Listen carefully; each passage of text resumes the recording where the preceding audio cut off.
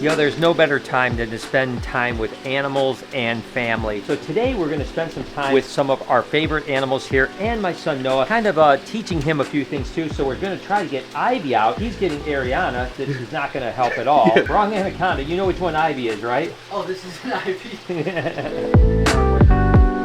Now we got her coming. All right, girl. Of course, Ivy is always amazing. And you guys know that when I was going through like anxiety and different things like that, I spent a lot of time with Ivy because she's just such an incredible animal. She is definitely getting big and she is heavy. On the ground, girl. Okay, here we go. Ariana. Ariana. Ivy, come on, girl. Oh, she's got both my arms together. Oh, she's coming back in too. Okay, I'm coming. So many condoms. Ariana anaconda. Okay. Oh, jeez.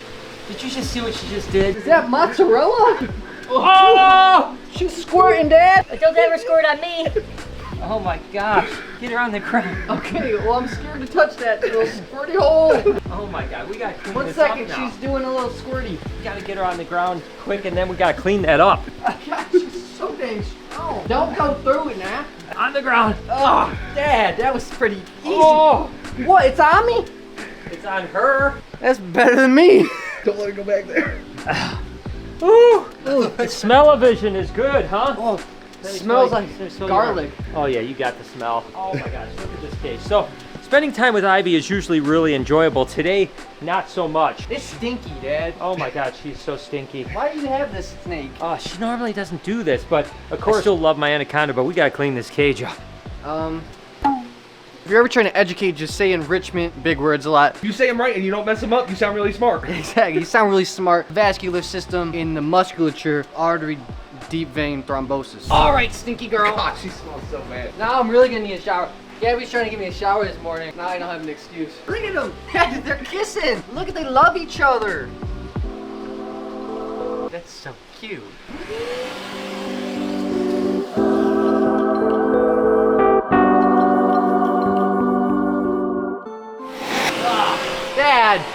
Dad! I gotta get the hose now because it's stinky and nasty. So yeah, starting the day out with Ivy maybe wasn't the best decision.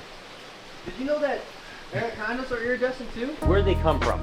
South America. That's right, Like the J-Lo. Amazon. The Amazon, that's correct. And they call these guys water boas down there because they're in the boa family and they stay in the water almost all the time. You can hang out with her as much as you want. I've got to get a hose because it's stinky and the whole place is gonna smell like pee. And wrapped up, dude. So I need a squirty. Is this good?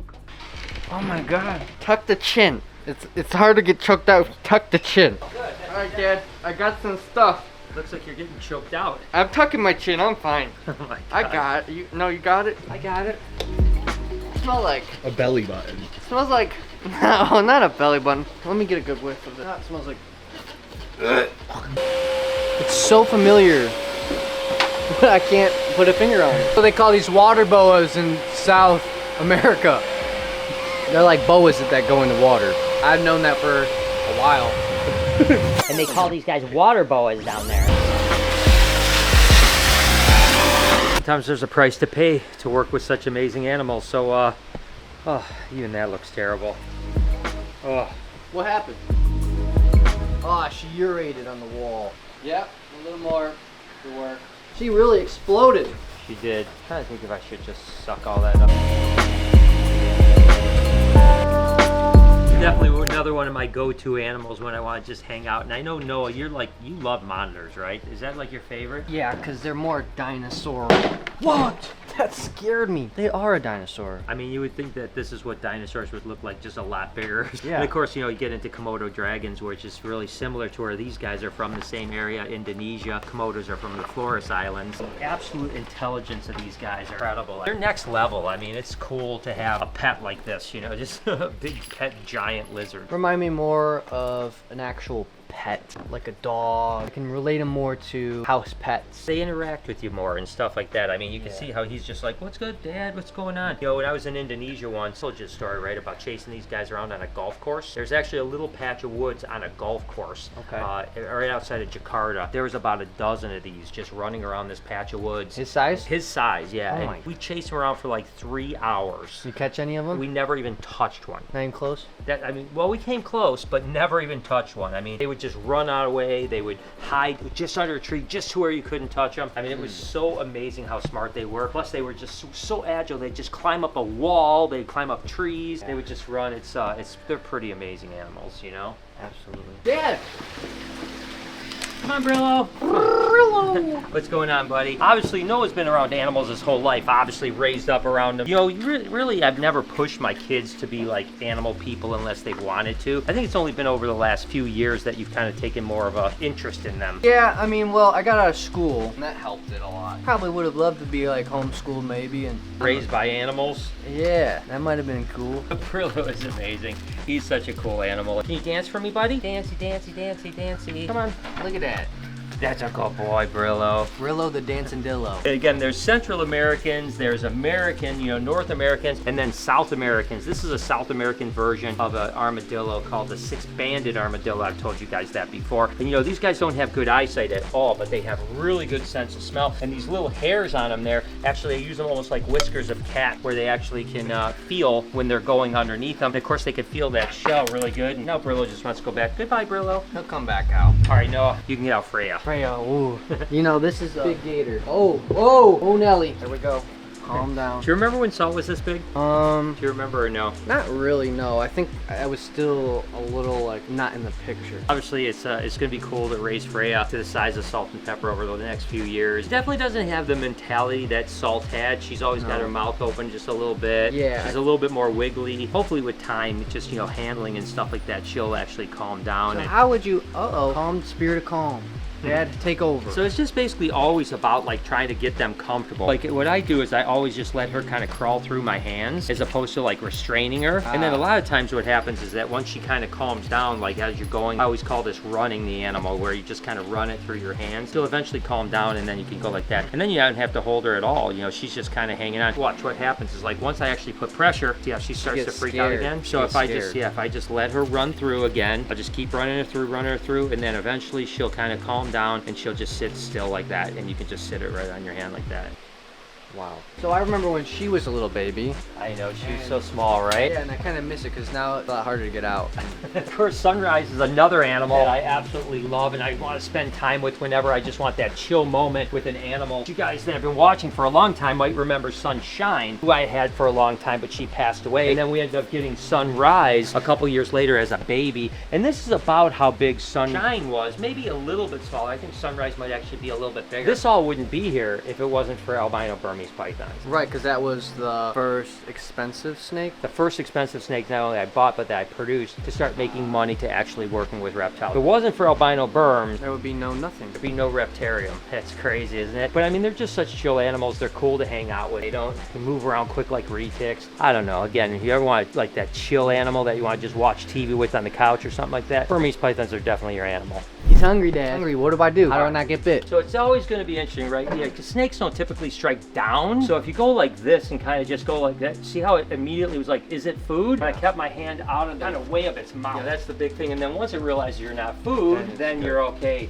So of course, Bugatti, the Boland's python. This is one of those animals, Noah, that like I dreamt about for probably 15 years of my life before we ended up getting him, maybe 20 years. Way back in the day, Tracy Barker, who was actually Tracy Miller at the time, brought in a wild-caught female that laid eggs from Papua New Guinea, and it was the very first Boland's pythons that were ever produced in captivity in the United States. And ever since that day, I've just been obsessed with them. And like I said, that's probably actually been like 25 years ago, so that's a long time ago. And it's just cool that we finally have one. Bugatti is cool, but it's going to get a lot bigger too, probably twice the size that it is now. So what did you see in it that made you want it so bad? Well, look at how beautiful that black. It's got that iridescence like no other snake, like way different iridescence than, let's say, Night Fury or anything like that. And then it's got those really cool head pattern. I mean, look at the head pattern on that. Those big, giant head plates. I mean, that's the type of stuff that I love. I love the stripes on it, little tiger stripe, big head plate, like a king cobra. Oh, yeah, that's okay. Yeah, I'm just in the middle of This is how you do it? Am I doing it? Everyone's leaving me. Oh wow, it's a lot more exaggerated than I thought. Look at the front of the body, right? You got all this white, the belly scales, and on the side, right? And as it comes down, look at where it gets to.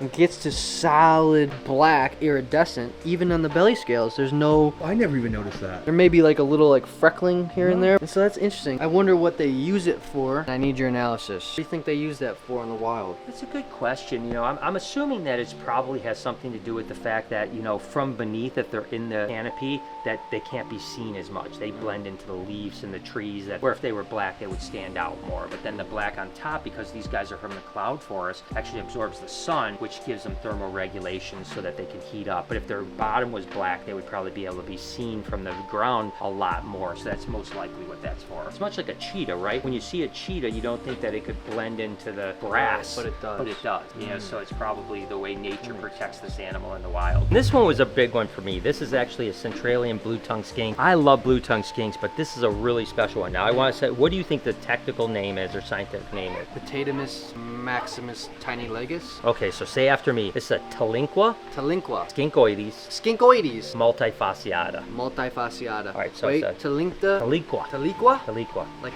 Aquafina. Taliqua. Skinkoides Skinkoides. multifasciata. Multifasciata. So these are from Central Australia, and there's only a handful of these in the entire country. That's what makes potatoes so absolutely special. Oh wow, I'm getting blessed with the opportunity to hold them. And you've held potato before. Don't act like you haven't held. So what's the last one? Multifasciata? Multifasciata. Multifasciata. There are more than just one multifasciata, right? Well, 'Cause I different. heard Kevin from Nerd. different. Yeah, there's different animals that have multifasciata, but this is the only skink. It's like a boega that has a multifasciata. There's a handful of other ones. Is it just Well, a it's just- locality? No, I don't really know where multifasciata comes from. Just happens to be the technical name for this particular guy, but It has to mean something. it does. So if you guys know, down in the comments, I would like you to tell me. What are you doing now? It's arch nemesis. Tabasco. Now that's an animal right there. I'm here. I'm keeping my distance. You gotta come over and see. Come on, you little pumpkin. Come here. Up you go. Ooh, he's got some sharp nails. He's got some sharp nails. Oh, and of course he's a green iguana. Iguana. There you go, buddy. And that's the thing that's amazing about these guys is that they get a little bit defensive. Look at that shed coming off right there. Ooh, that big old thing. That's amazing. Here's another one for you. Look, Dad, I'm a cyborg.